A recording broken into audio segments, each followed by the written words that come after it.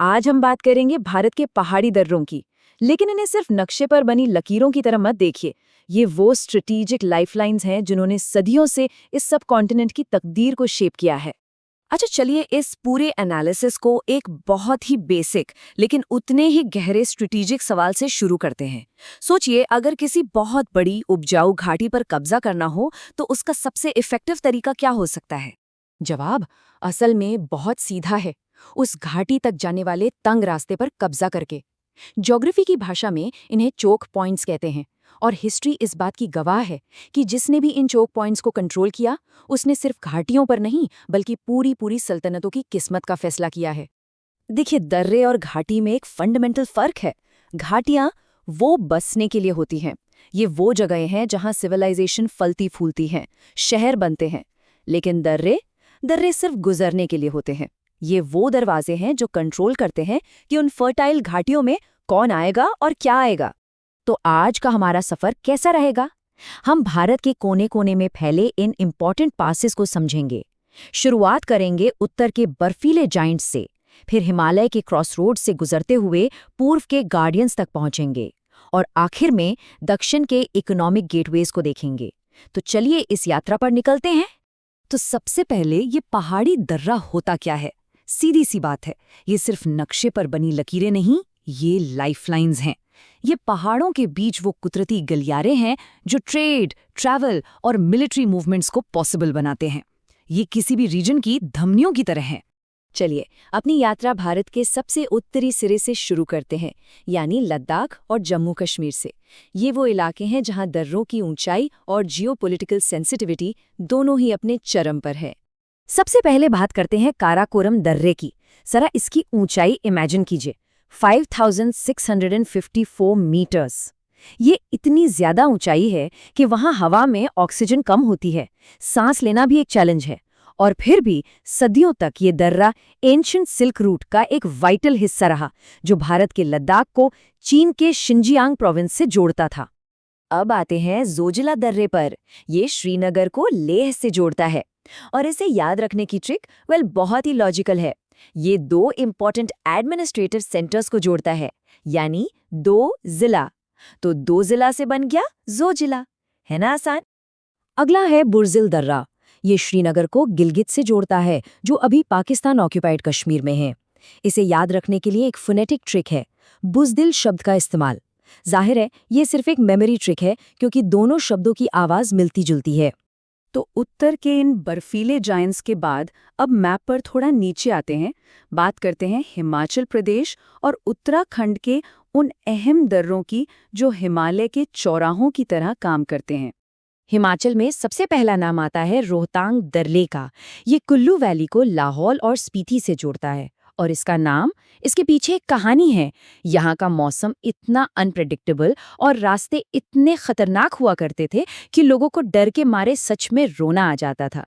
तो रोने से बना रोहतांग। हाँ, आज अटल टनल जैसे मॉडर्न इंफ्रास्ट्रक्चर ने यहाँ की चैलेंजेस को बहुत कम कर दिया है, और अब यहाँ साल भर कनेक्टिविटी रहती है। इसके बाद आता है शिपकीला दर्रा, जो भारत को तिब्बत से जोड़ता है। इसे याद रखने के लिए एक विजुअल ट्रिक है। इमेजिन कीजिए एक बड़ा सा जहाज या शिप जो चीन जा रहा है। अब पहाड़ों पर शिप तो नहीं चलते, लेकिन शिप शब्द से शिपकीला आसानी से याद हो जाता है। और एक और जरूरी बात, सतलुज नदी इसी दर्रे के पास से भारत में एंटर करती है। अब आते हैं उत्तराखंड के लिपुलेख दर्रे पर। यह दर्रा कैलाश मानसरोवर यात्रा का मेन रूट है, और इसकी मेमोरी ट्रिक इसी यात्रा के प्रोसेस में छिपी है। इस मुश्किल यात्रा पर जाने के लिए अपना नाम लिखवाना पड़ता है, तो लिखवाने से बना लिपुलेख। ये सिर्फ एक शब्द नहीं, बल्कि इस दर्रे से जुड़ी पूरी प्रक्रिया को दिमाग में बिठा देता है। चलिए अब भारत के पूर्वी हिस्से की ओर चलते हैं। सिक्किम, अरुणाचल प्रदेश और मणिपुर के ये दर्रे, इनके बारे में अक्सर ज्यादा बात नहीं होती, लेकिन स्ट्रेटेजिकली ये बहुत ज्यादा सेंसिटिव और इम्पॉर्टेंट हैं। पूर्व में हमारे पास कुछ बहुत ही क्रिटिकल सेंटिनल्स हैं, जैसे सिक्किम में नाथुला और जिलेपला दर्रे। ये तिब्बत की स्ट्रेटेजिकली इम्पॉर्टेंट चुम्बी वैली के दरवाजे हैं, जो सदियों से ट्रेड और टेंशन दोनों का केंद्र रहे हैं। थोड़ा और पूर्व चलें, अरुणाचल प्रदेश में तो आता है यांग्याप दर्रा। ये वो पॉइंट है जहां से ताकतवर ब्रह्मपुत्र नदी भारत में दाखिल होती है और इस पूरे रीजन की लाइफलाइन को शेप करती है। और आखिर में दिफू दर्रा, जो भारत, चीन और म्यांमार के ट्राई जंक्शन पर है, एक बेहद नाजुक स्ट्रेटेजिक पॉइंट। ये दर्रे हमारी पूर्वी सरहदों की सिक्योरिटी और स्टेबिलिटी की चाबी हैं। पूर्वोत्तर में ही मणिपुर का तुजु दर्रा म्यांमार जाने का एक अहम रास्ता है, और इसे याद रखने की ट्रिक तो बहुत ही खूबसूरत है। सोचिए, एक ताज है जिसमें कीमती मणि जड़ी है, तो ताज से बना तुजु और मणि से बना मणिपुर, ताज में जड़ी मणि। ये विजुअल ट्रिक कमाल की है ना? तो अभी तक हमने उत्तर और पूरब के बर्फीले, ऊंचे और जियोपॉलिटिकली सेंसिटिव दर्रों की बात की। अब अपनी यात्रा का रुख दक्षिण की ओर मोड़ते हैं, जहां का लैंडस्केप बिल्कुल बदल जाता है। अब हम पेनिनसुलर इंडिया के ट्रॉपिकल और इकोनॉमिकली वाइटल रास्तों को एक्सप्लोर करेंगे। दक्षिण भारत में, खासकर वेस्टर्न घाट्स में, इन रास्तों को दर्रे की जगह अक्सर घाट कहा जाता है। ये हिमालय के दर्रों जितने ऊंचे तो नहीं हैं, लेकिन ट्रेड और कॉमर्स के लिए उतने ही जरूरी हैं। ये तटीय मैदानों को दक्कन के पठार से जोड़ते हैं। वेस्टर्न घाट्स में 4 मेन इकोनॉमिक आर्टरीज हैं। महाराष्ट्र में थाल घाट मुंबई को नासिक से जोड़ता है और भोर घाट मुंबई को पुणे से। ये देश के 2 सबसे बड़े इंडस्ट्रियल और आईटी हब्स को जोड़ते हैं। एक तरह से ये भारत की इकोनॉमिक कैपिटल की लाइफलाइंस हैं।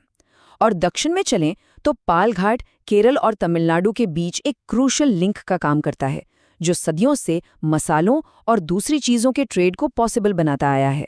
और वैसे ही सेनकोट्टा त्रिवेंद्रम को मदुरई के कल्चरल हब से जोड़ता है। तो ये घाट सिर्फ रास्ते नहीं, ये इकोनॉमिक ग्रोथ और कल्चरल एक्सचेंज के कॉरिडोर्स हैं।